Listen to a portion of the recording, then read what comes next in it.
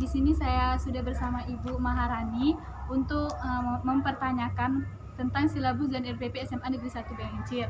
Nah, baiklah Bu, untuk pertanyaan pertama, bagaimana sih cara Ibu dalam menyusun silabus dan RPP ini? Oke, untuk silabus dan RPP ya, kalau silabus itu kan sebenarnya sudah ada di pemerintah, itu sudah ada di lampiran Permendikbud nomor 37, itu sudah ada silabus.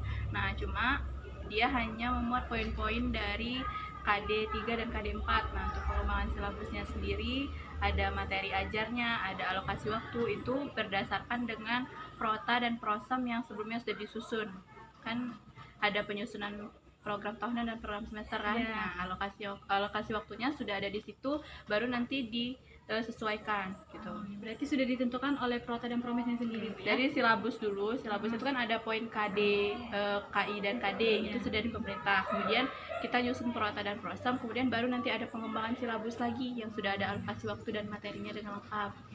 Kemudian nanti RPP itu turunannya lagi per materi. Ya, alokasi waktunya kan sudah ada di pengembangan silabus itu.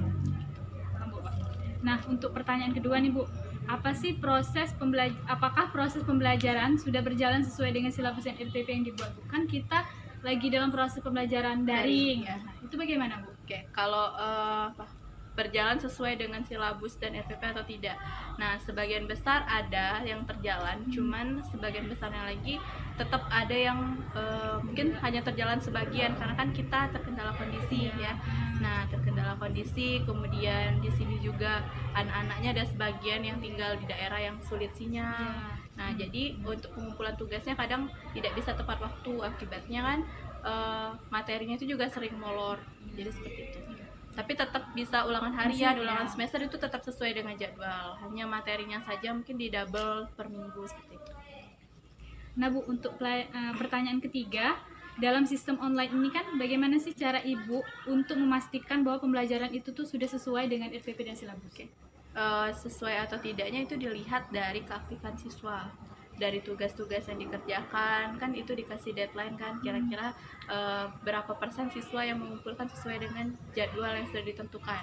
Kalau misalnya memang sudah lewat dari 70% mengumpulkan tepat waktu, tugasnya benar, itu dianggap sudah berjalan sesuai dengan apa yang kita mau, sesuai dengan tujuan pembelajaran. Kemudian tujuan pembelajaran itu kan ada tugas-tugasnya juga, kemudian ada ulangan harian, ada kuis biasanya di akhir materi. Nah, dari situ juga kita bisa lihat kira-kira ketercapaian kompetensi dasarnya itu berapa persen gitu. Nah, mungkin itu saja wawancara dari saya untuk Ibu Maharani mengenai RPP dan silabus SMA Negeri 1 Belincir. Sekian, terima kasih. Di sini saya sudah bersama Bapak Kemadi selaku Ketua Kurikulum SMA Negeri 1 Belincir. Di sini saya akan mewawancarai mengenai pertanyaan tentang prota dan promes SMA Negeri 1 Belincir sendiri. Nah, baiklah Pak, mengenai pertanyaannya, bagaimana cara Bapak merancang prota dan promes serta menentukan alokasinya? Terima kasih. Sebelumnya Assalamualaikum warahmatullahi wabarakatuh. Terima kasih pertama saya ucapkan atas kunjungan kalian selaku mahasiswa Unja semester 3 ya. Iya Pak. Alhamdulillah barusan juga kami wawancara juga dengan anak dari Unja kemudian semester 5 jurusan BK. Barusan mungkin kenal juga kamu dari kawan dari Unja. Itu barusan kali ini. Alhamdulillah dan juga juga. Kemudian sekarang ini Anda nanti untuk keperluan berkaitan dengan penentuan atau pembuatan program semester dan program tahunan yang ada di SMA Belincir ini. Pada dasarnya dua pertanyaan ini saya rangkum saja jadi satu jawaban. Jadi dari kedua pertanyaan ini kami biasa merangkum sebagai tolak ukurnya adalah acuan kami adalah kalender pendidikan. Kalender pendidikan yang dikeluarkan oleh Dinas Pendidikan Provinsi yang kami terima pada setiap awal semester atau di akhir semester yang lalu. Artinya kalau untuk tahun ajaran periode semester Juli sampai Desember, biasanya kalender kami terima di bulan Juni atau di awal Juli. Nah, dari situ kami tentunya kami sudah punya program-program yang rutin yang kami lakukan setiap semester. Misalnya di antaranya di sana ada tugas harian, kemudian ulangan harian, kemudian penilaian tengah semester, kemudian ada penilaian akhir semester. Nah, ini kami tetap mengacu pada kalender yang sudah ditetapkan di provinsi, karena nantinya kegiatan-kegiatan ini oleh provinsi dirancang untuk bersama-sama dilaksanakan, khususnya untuk di provinsi Sumatera Selatan ini. Seperti tugas harian ini biasanya lebih awal dilakukan ya. Jadi urutannya tugas harian, kemudian ulangan harian, penilaian tengah semester, kemudian juga penilaian akhir semester. Nah, di dalam kalender pendidikan di sana sudah ada gambaran, misalnya penilaian tugas pertamanya, tugas harian itu tuh di sana sudah ada gambaran alokasi waktu. Misalkan di minggu kedua dari hari efektif KPM. Kemudian setelah itu ada lagi disusun dengan program penilaian harian atau tugas harian. Nah, semuanya nilai itu nanti akan dirangkum menjadi sampai kepada akhir semester. Akhir semesternya sebagai kesimpulannya ada ujian atau penilaian akhir semester.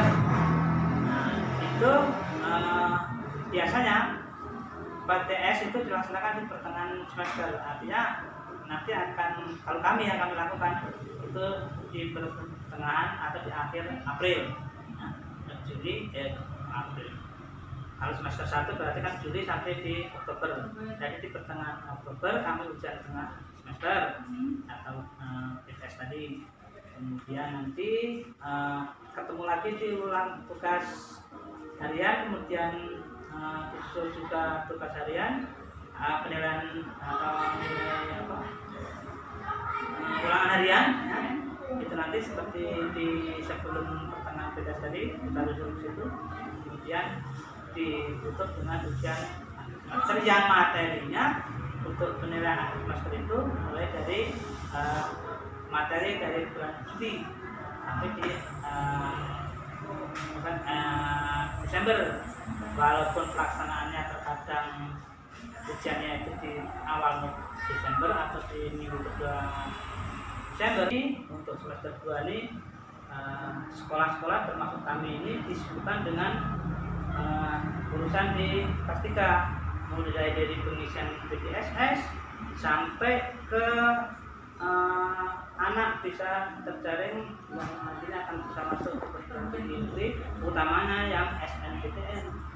Jadi untuk kelas 2, kelas 1 atau kelas 11, kelas 10 ya otomatis itu tetap KPM seperti biasa. Nah, sehubungan dengan kondisi pandemi ini, kami kan melaksanakan luring dan daring. Bagi yang fasilitasnya dan lokasinya memenuhi syarat dan mudah dijangkau oleh sinyal dan sebagainya, kami melakukan dengan daring. Bagi yang lokasinya sulit sinyal, kemudian keterbatasan anak yang mungkin tidak memiliki HP yang baik, kami melakukan luring. Luring itu pun juga kami melakukan